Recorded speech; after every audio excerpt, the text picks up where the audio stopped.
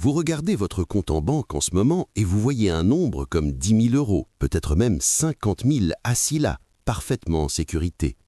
Vous ressentez probablement un sentiment de responsabilité et peut-être même une certaine fierté, parce que vous avez fait exactement ce que la société et vos parents vous ont toujours dit de faire avec votre argent. Mais, mes chers amis, la réalité inconfortable que personne ne veut aborder, c'est que vous êtes en réalité victime d'un crime mathématique silencieux. Cet argent n'est pas simplement là à vous protéger, il s'évapore sous vos yeux pendant qu'une taxe invisible rogne continuellement la valeur de chaque euro que vous possédez. Vous croyez construire un filet de sécurité pour votre avenir, mais vous construisez en réalité un piège qui vous garantit de devenir plus pauvre chaque jour que vous laissez cet argent stagner.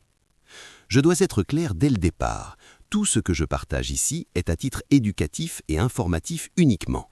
Ce n'est pas un conseil financier personnalisé. Avant de prendre toute décision importante concernant votre argent, consultez toujours un professionnel agréé. Cela dit, ce que je m'apprête à vous montrer, c'est la mécanique que les banques espèrent que vous ne comprendrez jamais. Je m'appelle Louis. J'ai passé plus de 40 ans à observer comment les institutions financières fonctionnent réellement et comment les familles ordinaires perdent des centaines de milliers d'euros sans jamais dépenser un centime, simplement parce que personne ne leur a expliqué ces règles fondamentales. Pour comprendre pourquoi cela se produit, nous devons regarder les mathématiques que les banques espèrent que vous ne calculerez jamais vous-même. Leur modèle économique entier dépend de votre ignorance sur ce sujet. Le compte épargne moyen en France rapporte une fraction de % d'intérêt, pendant que l'inflation ronge inexorablement le coût de la vie chaque année. Quand vous faites vraiment les calculs, vous réalisez que si votre banque vous paie moins d'1,5% pendant que l'inflation vous prend 3% ou plus, vous ne mettez pas d'argent de côté du tout.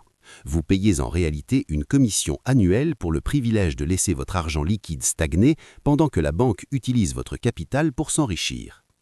Écoutez-moi bien, si vous avez 50 000 euros dans un compte bancaire standard aujourd'hui, cet argent n'aura probablement que le pouvoir d'achat de 37 000 euros dans 10 ans. Vous aurez perdu 13 000 euros sans dépenser un centime. C'est ce que j'appelle le hold-up silencieux, parce que la banque prend votre argent pour le prêter sous forme de crédit et de prêts immobiliers à des taux bien plus élevés, pendant qu'elle vous paie des miettes et laisse l'inflation détruire le reste de votre valeur. La raison pour laquelle la plupart des personnes intelligentes et travailleuses tombent dans ce piège n'est pas qu'elles ne savent pas compter, c'est que leur programmation biologique travaille contre elles dans un environnement financier moderne. Quand vous voyez une grosse pile d'argent sur votre compte épargne, cela agit comme un tranquillisant pour votre cerveau primitif, lui disant que vous avez suffisamment de ressources pour traverser l'hiver. Cette fausse sensation de sécurité déclenche ce que les spécialistes en finance comportementale appellent l'aversion aux pertes. La douleur de perdre de l'argent est psychologiquement 2 fois plus intense que le plaisir d'en gagner. Vous avez peur de voir des chiffres rouges sur un écran d'investissement, alors vous choisissez la perte garantie de l'inflation plutôt que le gain potentiel des marchés parce que ça vous semble plus sûr sur le moment. Pour vraiment vous libérer de cette mentalité, vous devez comprendre que les banques ne sont pas de simples coffres-forts où vos billets spécifiques vous attendent dans un coffre. Les banques fonctionnent sur un système appelé la réserve fractionnaire. Elles ne conservent qu'une infime fraction de votre dépôt disponible et prêtent la grande majorité à d'autres personnes. Votre dépôt devient le crédit auto de quelqu'un d'autre ou le prêt d'un commerce rapportant à la banque des taux bien plus élevés pendant qu'elle vous paie presque rien. Quand vous accumulez des liquidités dans un compte à faible rendement, vous travaillez essentiellement comme un employé non rémunéré de la banque, lui fournissant les matières premières de son usine à profit pendant que vous payez la taxe de l'inflation. Mes enfants, nous pouvons mettre un prix précis sur cette peur en regardant le concept du coût d'opportunité sur une longue période.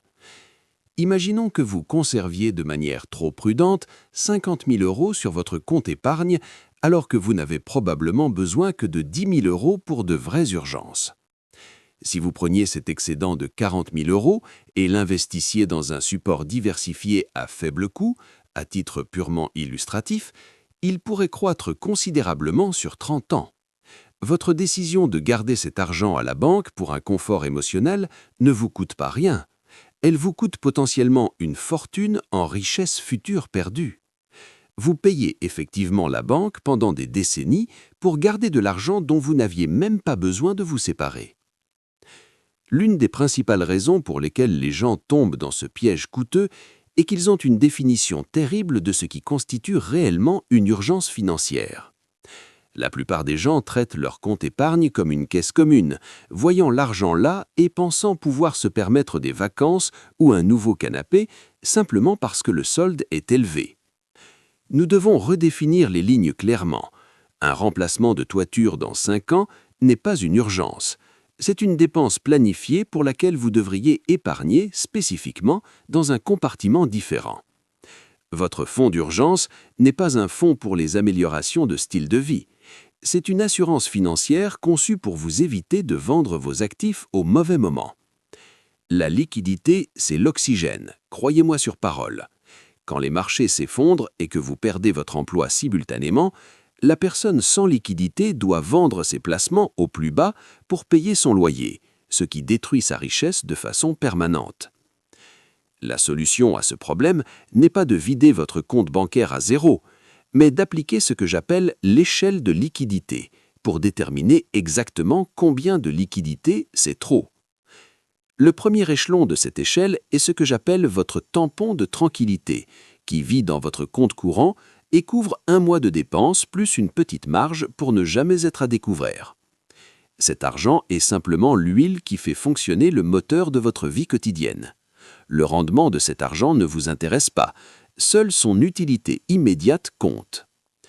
Le deuxième échelon est votre véritable fonds d'urgence, qui doit vivre dans un compte épargne à taux plus avantageux plutôt que dans une banque traditionnelle ne rapportant presque rien.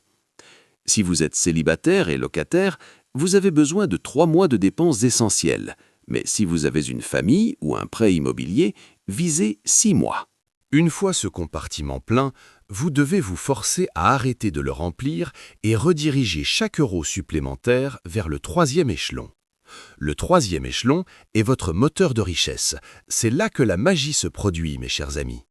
Chaque euro qui arrive après que votre fonds d'urgence est plein est déployé vers des supports d'épargne de long terme, comme un PEA ou une assurance vie investie en fonds indiciels qui vous permettent de détenir une part de l'économie mondiale et de combattre réellement l'inflation. Encore une fois, consultez un professionnel pour déterminer ce qui convient à votre situation personnelle, car chaque cas est différent. Si vous avez en ce moment une grosse pile de liquidités et ressentez de la terreur à l'idée de tout déployer d'un coup, vous pouvez utiliser une stratégie appelée la moyenne d'achat échelonnée pour atténuer cette peur. Vous pouvez diviser vos liquidités excédentaires en plusieurs parts égales et programmer un virement automatique pour déplacer une part par mois pendant plusieurs mois. Cette approche fonctionne parce qu'elle retire l'émotion de la décision et transforme la volatilité des marchés en avantage psychologique plutôt qu'en source de stress. Si les marchés baissent après votre première contribution, vous êtes en réalité avantagé parce que le mois suivant, votre virement automatique achètera plus de parts à prix réduit. Vous devez comprendre que si vous êtes jeune, votre plus grand risque n'est pas la baisse temporaire des marchés financiers. C'est de manquer d'argent dans votre vieillesse parce que vous avez joué la carte de la sécurité absolue. Historiquement, les marchés ont offert des rendements significatifs sur le long terme pendant que l'inflation ronge les liquidités stagnantes. La différence entre détenir des liquidités et détenir des actifs, c'est souvent la différence entre prendre sa retraite dans le confort ou travailler jusqu'à ce que vous n'en soyez plus capable. L'exécution de cette stratégie nécessite que vous changiez votre identité en passant de celui qui épargne à celui qui alloue du capital et qui considère chaque euro comme un employé. Si un employé dort sur le tas en restant sur votre compte courant, vous devez le transférer vers un département où il doit travailler, votre portefeuille d'investissement. Vous devez calculer votre taux de dépense mensuel en regardant vos derniers mois de dépenses, puis multiplier ce chiffre par 6 pour définir votre plafond absolu de liquidité. Tout euro au-dessus de ce nombre spécifique est de l'argent paresseux qui perd de la valeur. Vous devez automatiser ce processus entier pour qu'une fois que votre compte courant atteint un certain niveau, tout le reste soit dirigé vers des investissements sans que vous ayez à prendre une décision. La vérité inconfortable, mes enfants, c'est que le confort est coûteux et garder tout votre argent à la banque est une taxe que vous payez à votre propre anxiété. Vous devez vous habituer à voir votre patrimoine fluctuer parce que c'est le prix d'entrée pour construire une vraie richesse. Permettez-moi de vous dire quelque chose d'essentiel. Le piège de la sécurité vous attire avec la promesse de protection, mais il vous livre la pauvreté en laissant l'inflation ronger la valeur de votre travail de l'intérieur. La vraie liberté financière ne vient pas d'une pile de liquidités stagnantes, elle vient d'actifs qui travaillent plus dur que vous. Quand vous regardez les personnes les plus fortunées, vous remarquerez qu'elles détiennent très peu de leur patrimoine en liquidité réelle, parce qu'elles comprennent le concept de la vélocité de l'argent. Les personnes aisées traitent l'argent comme une patate chaude qui doit être rapidement déplacée vers un actif avant qu'elle ne refroidisse et perde sa valeur. Elles comprennent que la liquidité est un actif dépréciant, ce qui semble paradoxal mais est la vérité absolue dans notre système économique moderne. Chaque jour que vous détenez 1 euro, il achète légèrement moins qu'il ne l'a fait le jour précédent, ce qui signifie que vous êtes sur un tapis roulant qui avance constamment en sens inverse. Le secteur bancaire dépense des milliards en marketing pour vous convaincre que leurs comptes d'épargne sont l'endroit le plus intelligent pour garder votre richesse, parce qu'ils ont besoin de vos dépôts pour financer leurs opérations de prêt. Ils vous offrent de petits bonus à l'ouverture de compte parce qu'ils savent que la valeur à vie de vos dépôts vaut des milliers de fois plus que ce bonus d'inscription. Ils arbitrent votre peur contre leur connaissance du fonctionnement réel du système financier et ils gagnent chaque fois que vous laissez de la liquidité excédentaire dans leur compte. Vous devez cesser d'être uniquement un client de la banque et commencer à penser comme un investisseur qui prête du capital à l'économie. Quand vous achetez un fonds indiciel, vous devenez en quelque sorte copropriétaire des entreprises qui font tourner l'économie plutôt que simplement un consommateur qui achète leurs produits. Ce passage de consommateur à propriétaire est la différence fondamentale entre ceux qui bâtissent une richesse durable et ceux qui peinent à joindre les deux bouts malgré un bon revenu.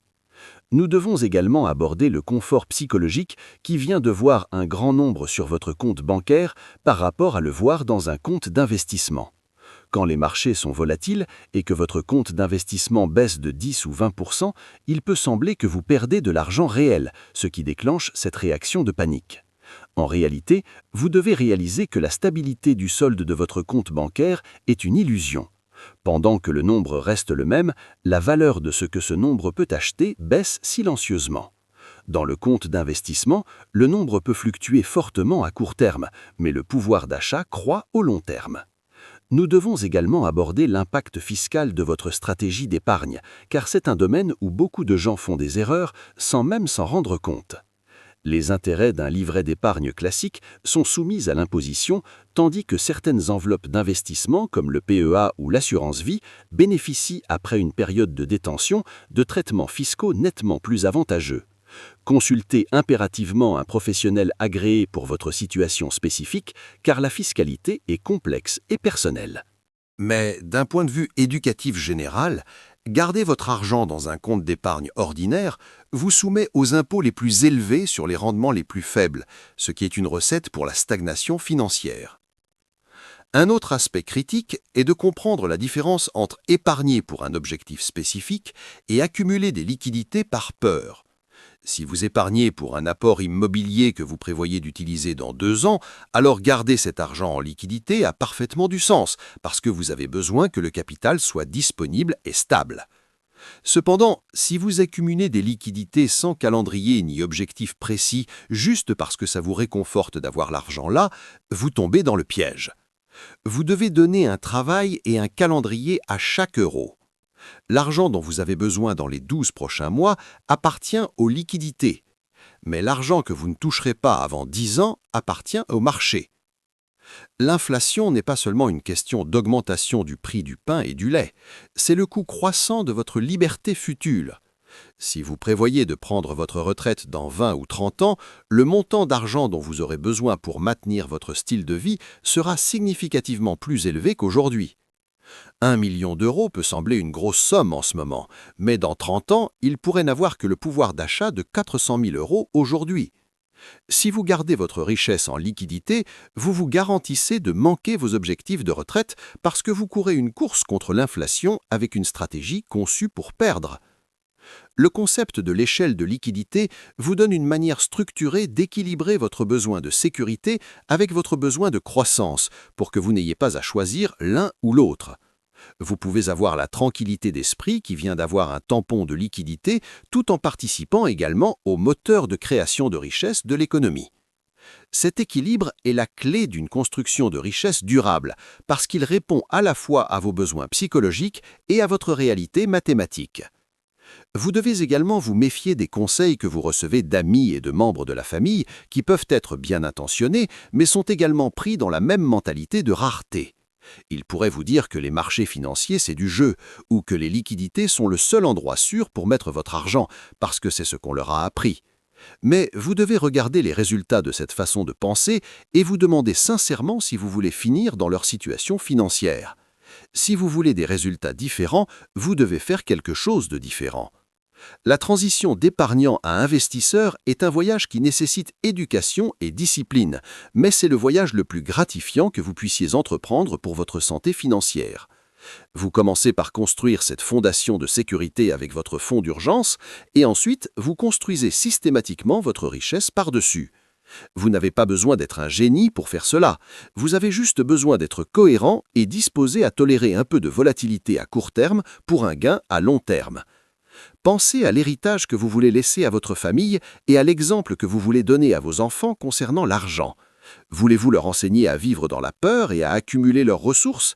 Ou voulez-vous leur enseigner à être de bons allocateurs de capital qui comprennent comment faire travailler l'argent pour eux?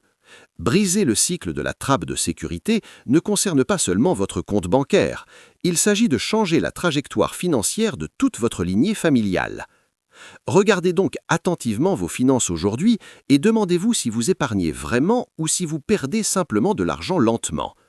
Calculez votre taux de dépense réel, définissez votre plafond de fonds d'urgence et commencez à réfléchir à comment déplacer cet argent paresseux vers des actifs productifs, avec l'aide d'un professionnel. Mes chers amis, rappelez-vous que chaque jour que vous attendez est un jour de plus que l'inflation grignote votre argent durement gagné. Le meilleur moment pour commencer ce processus était hier. Le second meilleur moment, c'est maintenant. Ne laissez pas la paralysie de l'analyse vous empêcher d'agir, car le coût de l'inaction est bien plus élevé que le risque d'investir. Vous êtes capable de gérer votre patrimoine et de sécuriser votre avenir, mais vous devez franchir le premier pas. Consultez un professionnel, automatisez votre épargne et arrêtez de payer la taxe de la peur qui vous empêche d'atteindre votre potentiel. À très bientôt mes chers amis.